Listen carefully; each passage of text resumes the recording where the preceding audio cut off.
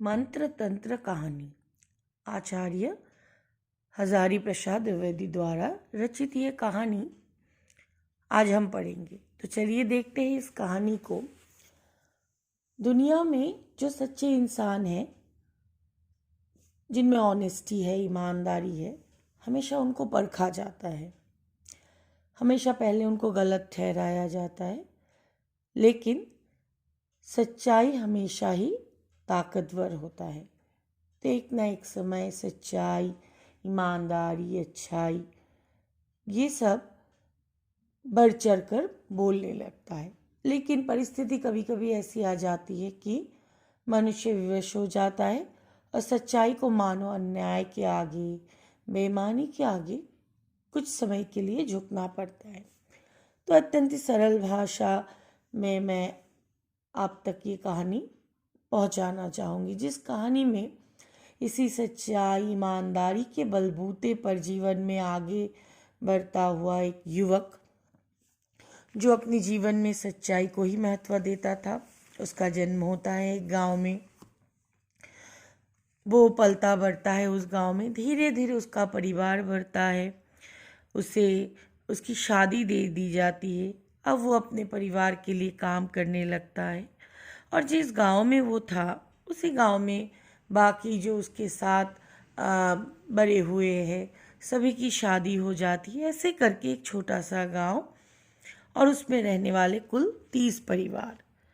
तो इन 30 परिवारों को मिलाकर और साथ में है कुमार नामक इस व्यक्ति के व्यक्तित्व पर आधारित यह एक शिक्षाप्रद कहानी है।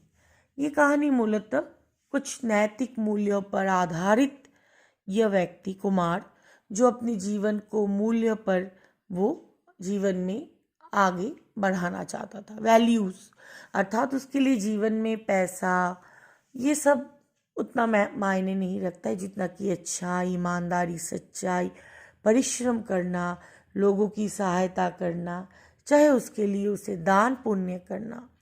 मानो एक इंसान के अंदर जितनी अच्छाई है, कुमार में मानो वो सारी अच्छाई एक साथ भरा हुआ था और वो सच में अपने जीवन में इन अच्छाई को लेकर चल रहा था। तो है गांव, तो गांव में रहने वाले 30 परिवार जो आपस में काम करते थे और गांव में तो हमेशा ही काम करते हुए कुछ ना कुछ समस्या आन पड़ती है, मुसीबत आन पड़ती है, तो या किसी विषय पर बातचीत करने के लिए सारे लोगों को एकत्रित होना पड़ता है, 30 परिवार के 30 सदस्य को। लेकिन गांव में it is a very small village, जगह इतनी नहीं थी कि वो लोग आकर एकत्रित हो एक जगह, मतलब 30 आदमियों को एकोमोडेट करने के लिए जितनी जगह चाहिए वो नहीं थी, गंदगी, जंगल। तो कुमार ने देखा ये तो बहुत मुश्किल हो रहा है, क्योंकि हम लोग एक साथ एक जगह एकत्रित नहीं हो पा रहे हैं, जिससे काम नहीं बन पा रहा है। तो एक दिन कुमार खुद ही जो है हाथ में झाड़ू लिए एक जगह साफ कर देता है। वहाँ एक आदमी आके खड़ा हो जाता है, फिर दूसरी जगह साफ करता है तो दूसरा आदमी, इस तरह 1 बाय 1। और कुमार को काम करते हुए देखकर उसके गांव के कुछ लोग आ जाते हैं। अब सब मिलकर उस जगह को साफ करके वो जगह 30 आदमियों के लिए बैठने के लिए या बातें करने के लिए वो जगह वो लोग तैयार कर लेते हैं। चलिए, तो ये किसके इनिशिएटिव में हुआ? कुमार नामक उस व्यक्ति। तो इस व्यक्ति के इस तरह के काम करने से ये पता चला कि वो अपने बारे में नहीं, गांव के लोगों के बारे में, गांव की भलाई के बारे में सोचता था। इसके लिए वो he can do any work, मतलब वो कितना हार्ड वर्किंग है, कितना लोगों के बारे में सोचता है। सेल्फलेस एक्ट, जिसमें वो अपने बारे में नहीं सोच रहा है, खुद दूसरों के बारे में सोच के काम कर रहा है। चलिए, उसकी इस अच्छाई का प्रभाव धीरे धीरे गांव के लोगों पर पड़ने लगता है।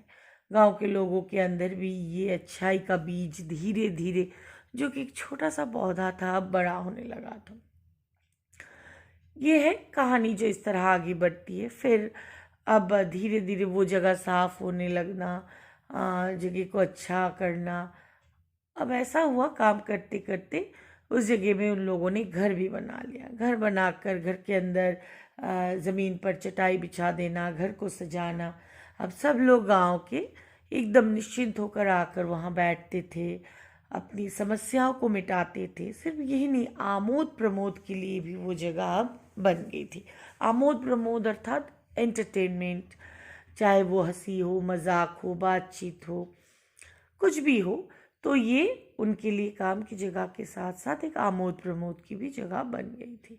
अब बाहर से भी लोग उस गांव में आते थे ना, तो एक न एक बार वहाँ उस घर में जाते थे, उस जगह पर जहाँ गांव के लोग एक साथ मिलते थे। उस घर में बहुत अच्छी तरह से इसकी देखभाल की जाती थी। और कुमार जो है, सिर्फ ये नहीं कि वो उस घर की वो देखभाल करता, उसके आसपास जो भी काम बन पड़ता था गांव के लिए, तालाब बनाना, उबड़ खबड़ ज़मीन को एकदम समान बना देना, दान पुण्य करना, ज़मीन खोदना, गांव के लोगों के लिए काम करना, सब मिलकर वो लोग करने लगे।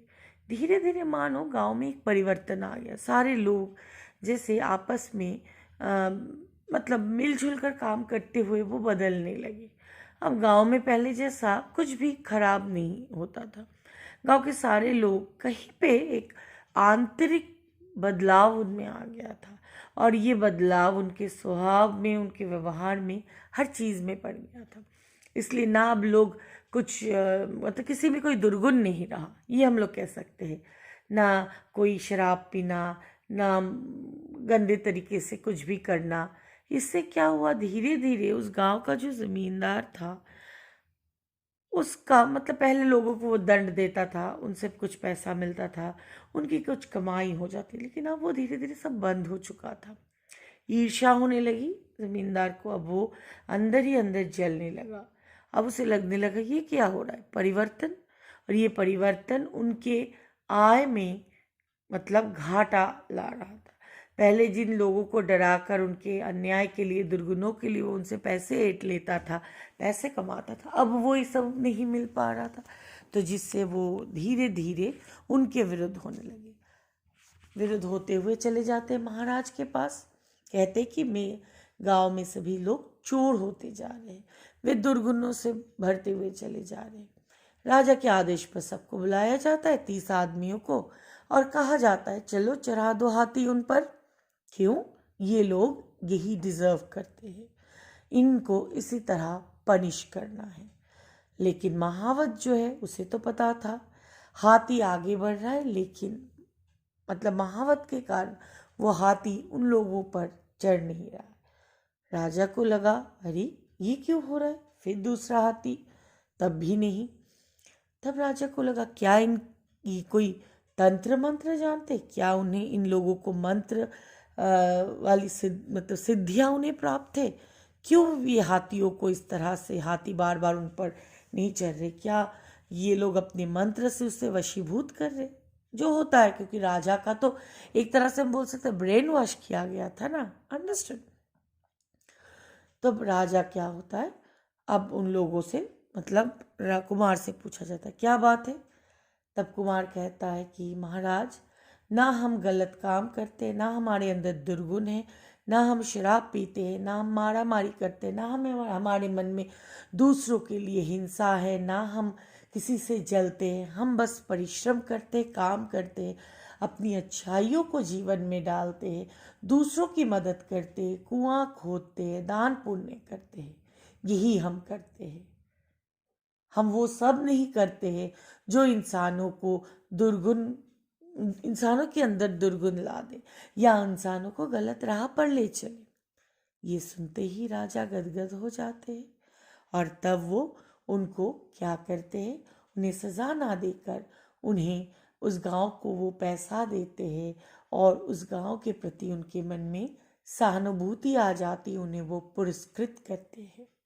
तो यहाँ हमने क्या देखा, ये वो कहानी है जिस कहानी में लोगों की अच्छाई को हमेशा ही सराहा जाता है, लोगों के अंदर उसके सत्कर्म, उसके अच्छे कर्मों को हमेशा ही प्रशंसा के योग्य माना जाता है। चाहे तुम्हारे मार्ग में जब तुम अच्छे बने रहो और तुम्हारे आसपास का वातावरण या लोग अच्छे ना हो, वो तुमसे जले या ईर्ष्या हो, तो वो तुम्हारे मार्ग में बाधक अवश्य बनेंगे। लेकिन अगर तुम अपने अच्छाइयों के साथ डटे रहोगे, तो एक ना समय ऐसा आएगा जब लोग तुम्हें क्या करेंगे, तुम्हें कभी भी पीछे नहीं धकेल सकते, और ना ही तुम्हें तुम्हारे अच्छाइयों के लिए तुम्हें जीवन में पीछे धकेल सकते हैं और ना ही समस्या उत्पन्न करेंगे, लेकिन तुम अपनी अच्छाई के बलबूते पर, शक्ति पर तुम उन समस्याओं को मिटाकर आगे बढ़ती जाओगे। यही वो कहानी है जहाँ कुमार नामक व्यक्ति के व्यक्तित्व का प्रभाव, इसका मतलब हमारे अंदर की अच्छाइयों का प्रभाव, अगर हम चाहें तो दूसरों पर भी इसका प्रभाव पड़ सकता है और धीरे धीरे सारे लोग जो है क्या हो सकते, अच्छी राह पर चल सकते हैं। तो यहाँ इंसानों के अंदर की इसी इंसानियत, अच्छाई, नैतिक मूल्य पर ये कहानी आधारित है। यह एक शिक्षाप्रद कहानी है और हजारी प्रसाद वैद्य द्वारा रचित नैतिक मूल्य से संपन्न ये कहानी है, जो एक छोटे से गांव की कहानी है और उसमें निहित 30 परिवारों की, जो अपने आप में अपनी अच्छाइयों के कारण एक समय सम्मानित होते हैं और पुरस्कृत होते हैं। Okay, thank you all of you, bye bye.